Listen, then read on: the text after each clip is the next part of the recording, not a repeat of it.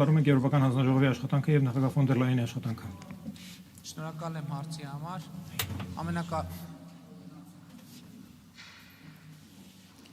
Ամենակարևոր արձանագրումն այն է, որ մենք հիմա Ադրբեջանի հետ ունենք խաղաղություն։ Եվ պիտի արձանագրեմ, որ վերջին 2 տարիները առաջին 2 տարիներն են, այսինքն նախորդող շրջանում մենք այդպիսի 2 տարի եւ նույնիսկ մի օրացուցային տարի չենք ունեցել, երբ որ Ադրբեջանի հետ հրաձգությունների, բախումների արդյունքում չունենանք զոհեր եւ վիրավորներ։ Եվ առաջին անգամ մեր համատեղ պատմության ընթացքում Հայաստանը եւ Ադրբեջանը օգտագործում են կամ նույն կամ շատ նման խոսույթ։ Մասնավորապես ես նկատեցի, որ ես ինքս էլ շատ հաճախ ասում եմ դրա մասին, Ադրբեջանի նախագահը նույնպես ասում է, որ խաղաղությունը նոր հանգամանք է մեր կյանքում եւ մենք սովորում ենք ապրել խաղաղության պայմաններում, ավելին ասեմ, մենք դեռ ուզում ենք հասկանալ, թե այդ ինչ է իրենից ներկայացնում խաղաղությունը, ինչ տեսք եւ պատկեր ունի խաղաղությունը։ Եվ նաև ուզում եմ ասել, որ այս ամենով հանդերձ իհարկե մեզ համար շատ կարևոր է խաղաղության ինստիտուցիոնալացման գործընթացը, որ ասելով մենք նկատի ունենք իհարկե խաղաղության համաձայնագրի ստորագրումը եւ վավերացումը։ Բայց ես նաև ուզում եմ ընդգծել, որ սխալ է այն կարծիքը, որ այսօր Հայաստանի Հանրապետության եւ Ադրբեջանի միջև հաստատված խաղաղությունը դե յուրե հիմք չունի պարտադիր իրավական ուժ ունեցող։ Դա ճիշտ տեսակետ չի, որովհետև 2024 թվականին Հայաստանը եւ Ադրբեջանը ստորագրել եւ 2 երկրներում վավերացրել են 2 երկրների սահմանազատման հանձնաժողովների համատեղ աշխատանքի մասին կանոնակարգը, որը մեր երկրների միջև ստորագրված առաջին միջպետական համաձայնագիրն է, որը ունի իրավական պարտադիր ուժ 2 երկրներում։ Եվ այդ համաձայնագրի համաձայն Ալմա-Աթայի հռչակագիրը ընդունվում է որպես բազային սկզբունք Հայաստանի եւ Ադրբեջանի միջև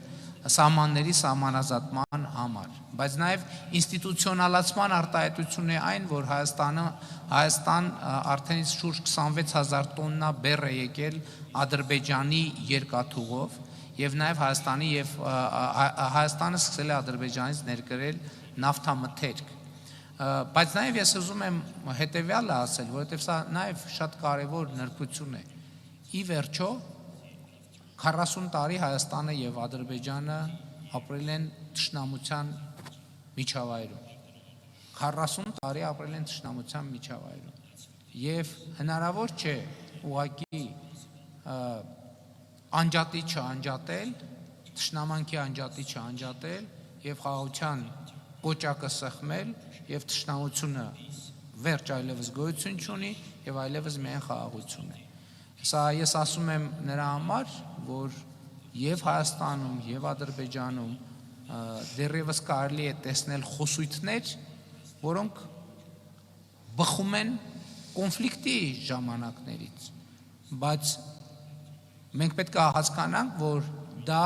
անխուսափելի իներցիոն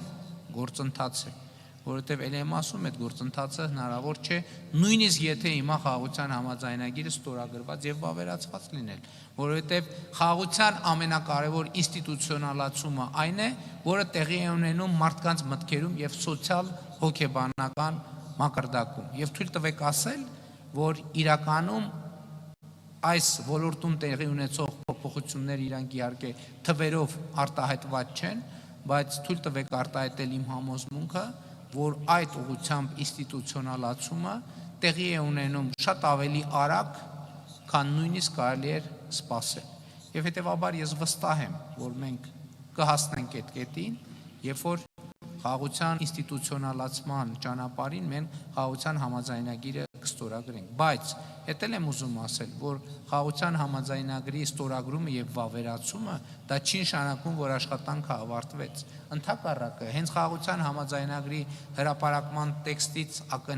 ակնհայտ է դառնում, որ հենց համաձայնագրի ստորագրումից հետո բազմաթիվ ուղղություններով մեզ պետք կլինի ստորագրել, համաձայնեցրել եւ ստորագրել նորանոր համաձայնագրեր, այդ թվում ոլորտային համագործակցության։ Չնայած օրինակ տրանսպորտի ոլորտում մենք այսօր համագործակցում ենք առանց որևէ համաձայնագրի։ Եվ բնականաբար այս առումով չափազանց կարևոր են TRIP նախագիծը եւ չափազանց կարևոր են այն նախագծերը, որը մենք քննարկում ենք Եվրոպական միության հետ։ Հենց աշխարհագրական դիրքի մասին խոսույթը դրա մասին է, որ երբ որ մենք լիարժեք բացենք ճանապարհները միմյանց համար եւ այդ թվում Թուրքիայի հետ սահմանը բացվի, իսկ որ դա տեղի է ունենալու, ես ոչ մի րոպե չեմ կասկածում, դա ինձ համար շատ ակնհայտ է, դա նույնպես խաղաղության ինստիտուցիոնալացման շատ կարևոր քայլ է, ընդ որում մենք մեր ճանապարհները միմյանց տրամադրելու ենք ազատ տեղաշարժի եւ ազատ բեռնափոխադրումների երթևեկության համար, երկկողմ առևտրի իմաստով, Հայաստանից Հայաստան Ադրբեջանի ճանապարհով,